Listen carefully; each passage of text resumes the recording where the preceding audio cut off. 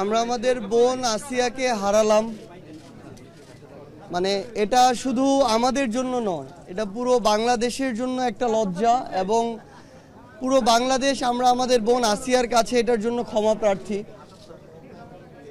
সত্যি বলতে আমরা যখন আমাদের একজন মায়ের এভাবে সন্তান হারানোর আহাজারি দেখি, তখন আমরা আমাদের জায়গা থেকে বাকরুদ্ধ হয়ে যাই, আমাদের কিছু বলার থাকে না। কিন্তু এমন ঘটনা এর পূর্বেও অসংখ্য হয়েছে।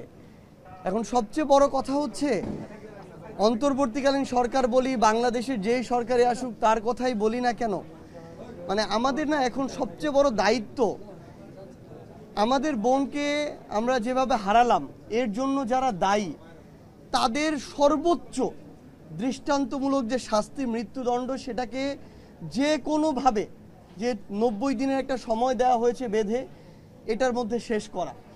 বাংলাদেশে আজকে থেকে যদি 5-10 বছর আগে আমাদের বোন আসিয়ার মতো যারা ধর্ষণের শিকার হয়েছিল তাদের বিচারগুলো হতো, তাহলে আমাদের বোন আসিয়াকে আমাদের এভাবে হারাতে হতো না। আমরা আমাদের এই বিচার ব্যবস্থায় নানা রকম রাজনৈতিক হস্তক্ষেপ দেখেছি, এই বিচার ব্যবস্থায় আমরা দীর্ঘসূত্রিতা দেখেছি। আমরা সামগ্রিকভাবে কোনোদিন একটা দেশে যেমন বিচার ব্যবস্থা থাকা উচিত এটা দেখিনি।